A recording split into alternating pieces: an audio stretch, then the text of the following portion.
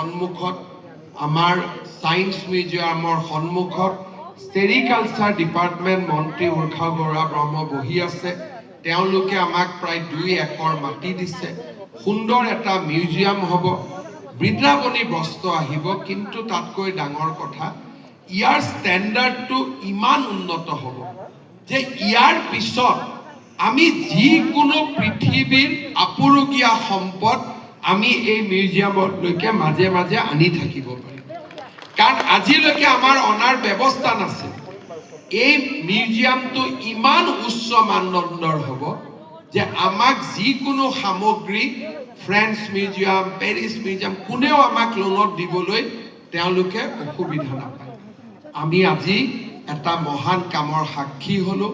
মোৰ বিশ্বাস যে জিন্দাল গ্ৰুপে খুব সোনকালে আমাক মিউজিয়াম নিৰ্মাণ কৰি দিব আৰু আমি বৃন্দাবনী বস্ত্ৰক অসমলৈ উভতাই আনিম।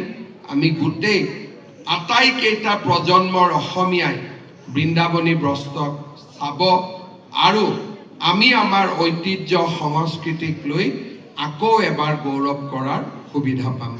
মই বিশেষ ক'ব নোখোজো।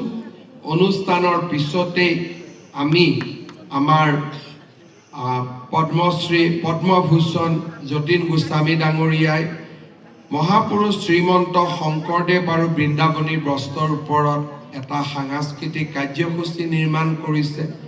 আমি বৰপেটাৰ থিয় নাম হোল তালু চাবলৈ পাৰিম আৰু আমাৰ কৃষ্ণ কথা তাৰ ওপৰতো খুব ধুনীয়াকৈ আমাৰ ক্লাছিকেল ডান্সৰ সৰু পাৰফৰ্মেঞ্চ হ'ব। আধা ঘণ্টা সময় আমি সকলোৱে উপভোগ কৰিব পাৰিম।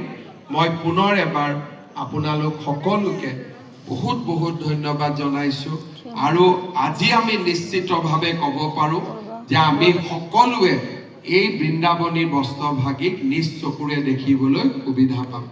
পৰমাত্মাই সকলোকে কুশল শান্তি আৰু সুদীৰ্ঘ জীৱন দিয়ক। এনেকৈ যাতে আমি অসমীয়াৰ কৃষ্টি সংস্কৃতিক উদযাপন কৰি থাকিব পাৰোঁ। I convey my best wishes to and our deep gratitude to Research Blarton. He is the person who has reintroduced Brindavani Bastra to the entire world. The book he has written on the Brindavani Bastra itself is a masterpiece. We are taking steps to translate that book into Assamese. We will know many things about this textile, the sacred textile, from his book.